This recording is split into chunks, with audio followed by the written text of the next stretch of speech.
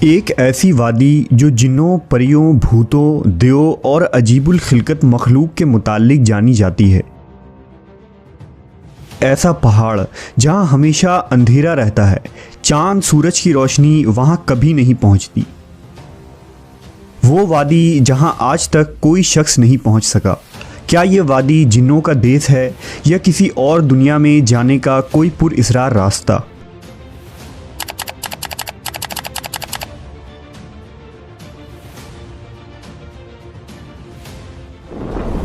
کوہ قاف کا نام سامنے آتے ہی کوئی گمشدہ عربی کہانیاں ذہن میں جاگ اٹھتی ہے۔ ایسی کہانیاں جو بادشاہوں کی حسین شہزادیوں سے شروع ہو کر جنوں اور پریوں کے زیر قبضہ ہیبت ناک قلعوں اور طلسم سے جڑی ہوتی ہے۔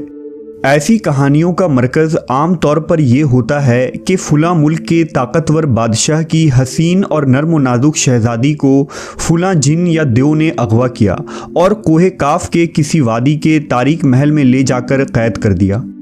اس طرح کی کہانیاں ہندوستان، ایران اور عرب علاقوں کے افسانوی اور ادبی کتابوں میں اہم مقام رکھتی ہے۔ تحریری شکل میں موجود ہونے کے علاوہ یہ داستانیں سینہ بسینہ روایتوں کی شکل میں بھی منتقل ہوئی ہیں۔ جبل قاف یا کوہ قاف مشرقی وسطیٰ اور عربوں کے مشہور افسانوں میں ایک افسانوی پہاڑی سلسلے کا نام ہے۔ اسلامی روایتوں میں کوہ قاف کو جنوں کا وطن کہا جاتا ہے جسے خدا نے چمکتے زمرد سے بنایا ہے، جبکہ ایرانی روایتوں کے مطابق یہ علاقہ شمالی قفقاز کے علاقوں میں تھا، جس علاقے کو انسانوں کے کسی حکومت نے بھی آج تک قبضہ کرنے سے ناکام رہا، کیونکہ قدیم علم نے ان بلند پہاڑی علاقوں کو اسرار میں ڈھانپ رکھا تھا۔ کوہ قاف دراصل ایک طویل پہاڑی سلسلہ ہے۔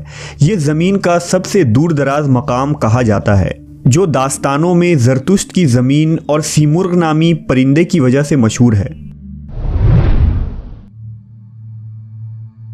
کہتے ہیں کہ کوہ قاف سبز زمرد پر مشتمل ہے، جس کے عکس نے آسمان کو سبز رنگ عطا کیا ہے۔ کوہ قاف کو جنوں کا شہر بھی کہا جاتا ہے، جہاں زمانہ قدیم میں جنات کی نسلوں نے بہت ساری حکومتیں قائم کی تھی۔ امام قزوینی لکھتے ہیں کہ کوہ قاف کئی علاقوں میں منقسم ہے، جس میں 70 زمینیں چاندی کی ہیں، 70 زمینیں سونے کی ہیں اور 70 مشک کی۔ عربی کتابوں کے مطابق قاف پہاڑی سلسلوں میں سب سے اونچا تھا، جو اللہ کی طرف سے زمین کو سہارا دینے کے لیے بنایا گیا تھا، اور اس دنیا میں جتنے بھی پہاڑی سلسلے ہیں، تمام سلسلوں کی شاخیں زیر زمین کوہ قاف سے جڑا ہے۔ اس طرح کوہ قاف جو اس زمین کا سب سے بڑا پہاڑ ہے، تمام پہاڑی سلسلوں کا مرکز ہے۔ زکریا القزوینی نے 13ویں صدی میں عجائب المخلوقات و غرائب الموجودات نامی ایک کتاب لکھی تھی، جس میں انہوں نے کاسمولوجی کے مطابق یہ نظریہ دیا ہے کہ آسمان کو خدا نے تھام رکھا ہے تاکہ وہ زمین پر نہ گر پڑے۔ اس زمین کے چاروں طرف پہاڑوں کا ایک طویل سلسلہ ہے، جس میں کوہ قاف بھی شامل ہے، جو ان سلسلوں کو کھوٹی کی طرح اپنی جگہ پر رکھتا ہے۔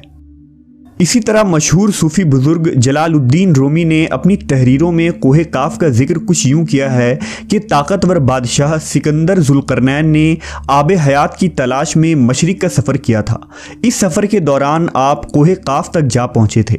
جب آپ کوہ قاف پہنچے تو آپ نے دیکھا کہ وہاں فرشتہ اسرافیل قیامت کے دن سور پھونکنے کا انتظار کر رہے ہیں۔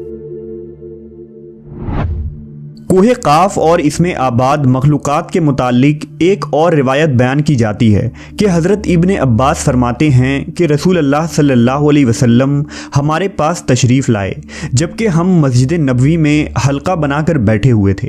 ہمیں آپ صلی اللہ علیہ وسلم نے فرمایا، کیا کر رہے ہو؟ ہم نے عرض کیا، ہم سورج کے متعلق غور کر رہے ہیں کہ وہ کیسے طلوع ہوتا ہے اور کیسے غروب ہوتا ہے۔ فرمایا، تم نے اچھا کیا، اس طرح سے مخلوق میں فکر کرو، خالق میں فکر نہ کرنا، کیونکہ اللہ جس کے لیے جو چاہتا ہے پیدا کرتا ہے۔ تم اس سے تعجب کرو کہ کوہ قاف سے آگے 7 سمندر ہیں، ہر سمندر 500 سال سفر کرنے کے برابر طویل ہے، اور اس کے آگے 7 زمینیں بھی ہیں جن کا نور ان کے باسیوں کے لیے چمکتا ہے۔ اس کوہ قاف کے آگے 70,000 مخلوقات ہیں جو اڑتی ہیں، ان کو پرندوں کی شکل میں پیدا کیا گیا ہے۔ یہ مخلوق اور ان کا بچہ پیدا ہوتے ہی ہوا میں اڑنے لگتے ہیں۔ یہ اپنی تسبیح کی ادائیگی میں ذرہ برابر وقفہ نہیں کرتے۔ ان کا کھانا بھی ہوا ہے، ان کا پینا بھی ہوا ہے، ان کا لباس بھی ہوا ہے، ان کے برتن بھی ہوا کے ہیں۔ وہ یہ نہیں جانتے کہ اللہ نے حضرت آدم کو پیدا کیا ہے، اور نہ ابلیس کو جانتے ہیں، اور نہ ہی ابلیس کی اولاد کو جانتے ہیں۔ اللہ نے کوہ کاف کو دنیا کے گرد تخلیق کیا ہے۔ یہ تمام دنیا اس پہاڑ کے درمیان میں ایسے موجود ہے جیسے ایک انگلی میں انگوٹھی۔ کوئی انسان وہاں پہنچ نہیں سکتا ہے، کیونکہ وہاں پہنچنے تک 4 مہینے اندھیرے سے گزرنا پڑے گا۔ یہ وہ پہاڑ ہے جہاں کوئی سورج نہیں، کوئی چاند نہیں۔ یہاں تک کہ یہ لوگ چاند و سورج کے بارے میں بھی نہیں جانتے کہ اللہ نے چاند اور سورج بھی تخلیق کی ہے۔ جو روشنی ان تک پہنچتی ہے وہ کاف پہاڑ کی روشنی ہے، اور وہاں موجود لوگ جڑی بوٹیاں کھاتے ہیں، اور ان کے بدن پر کوئی کپڑا نہیں ہوتا۔ صحابہ نے پوچھا، یا رسول اللہ، کیا وہ لوگ فرشتے ہیں؟ آپ نے ارشاد فرمایا، نہیں، وہ فرشتے نہیں، لیکن اللہ سے ان کی فرما برداری بالکل فرشتے کی طرح ہے۔ پھر آپ نے فرمایا کہ معراج کی رات ان کی ملاقات کوہ کاف کے لوگوں سے ہوئی تھی، اور وہاں کے لوگوں نے آپ صلی اللہ علیہ وسلم کی دعوت کو قبول کیا اور وہ مسلمان ہو گئے۔ صوفیہ کرام کے نزدیک دراصل کوہ کاف اس زمین میں موجود کوئی پہاڑ نہیں، بلکہ کوہ کاف سے مراد عالم مثال میں واقع وہ پہاڑی سلسلہ ہے جو بذریعہ کشف اولیاء کرام کے مشاہدے میں آتے ہیں، جیسا کہ خواجہ فرید الدین عطار جیسے صوفیہ نے اس تصور کا مشاہدہ کیا ہے۔ طریقت میں کوہ کاف کو شعور کا ایک دائرہ اور مرید کا حد سمجھا جاتا ہے، جسے پا کر بندہ فنا فی اللہ کے درجے تک پہنچ جاتا ہے۔ بہت سارے لوگوں کا یہ ماننا ہے کہ یہ لفظ کاف کسی چیز کی مرکز کو ظاہر کرتا ہے، اور یہ لفظ اتنا مقدس ہے کہ قرآن میں پوری ایک سورہ کا نام سورہ قاف ہے، جو اس کوہ کاف پہاڑ کی طرف اشارہ کرتا ہے۔ اس سورہ میں اللہ کی وحدانیت، موت اور زندگی کا نظریہ پیش کیا گیا ہے۔ کوہ کاف جغرافیائی اعتبار سے ہماری اس زمین میں کہاں موجود ہے، اس کے متعلق مختلف نظریات پائے جاتے ہیں۔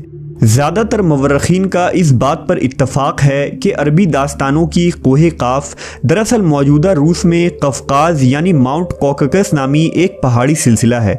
یہ علاقہ یورپی روس میں بحر اسود اور بحر قزوین کے درمیانی حصہ ہے، جس میں آرمینیا، آذربائیجان، داغستان، روس اور چیچینیا جیسے ملک شامل ہیں۔ یہ علاقہ قدرتی حسن سے مالا مال ہے، جہاں جانوروں اور پرندوں کی بے شمار اقسام پائی جاتی ہیں۔ جھیلیں، آبشاریں اور چھوٹے چھوٹے چشمے دیکھ کر ایسا معلوم ہوتا ہے گویا جنت زمین پر اتر آئی ہے۔ یہاں انسانی آبادی بہت ہی کم ہے۔ یہ پہاڑی سلسلہ ایشیا کو یورپ سے جدا کرتا ہے۔ اگر کوہ کاف کو خلائی سیٹلائٹ سے دیکھا جائے تو یہ علاقہ سفید پٹی جیسا نظر آتا ہے، جبکہ بعض محققین کا خیال ہے کہ کوہ کاف انٹارکٹیکا کے ان ویران اور برفیلے علاقے میں موجود ہے جو ہمیشہ بادلوں اور اندھیروں سے ڈھکا ہوتا ہے، جبکہ کچھ لوگ قدیم دور کے اٹلانٹس سٹی کو ہی کوہ کاف قرار دیتے ہیں، جو کسی بڑے عذاب کی وجہ سے تباہ ہو چکا ہے۔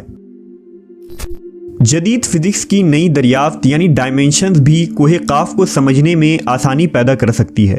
دراصل فزکس کی جدید تحقیق کے مطابق ہماری اس کائنات میں کل 11 ڈائمینشنز وجود رکھتے ہیں، جبکہ ہم انسان صرف 3 یا 4 ڈائمینشنز میں زندگی گزار رہے ہیں، کیونکہ ہم ٹائم اور اسپیس کے قید میں زندگی گزارتے ہیں۔ ان مزید 6 ڈائمینشنز میں کتنے ستارے، سیارے اور دنیا آباد ہیں، اس کا علم صرف اللہ تبارک و تعالیٰ کو ہی ہے۔ محققین کے مطابق ارواح کی دنیا، عالم برزخ اور جنت و جہنم انہی ڈائمینشنز میں موجود ہیں جن میں انسان موت کے بعد داخل ہوتا ہے۔ ممکن ہے کہ کوہ کاف بھی انہی 11 ڈائمینشنز میں سے کسی ایک ڈائمینشن میں موجود ہو، جہاں نسل انسانی کا قدم رکھنا ناممکن ہے۔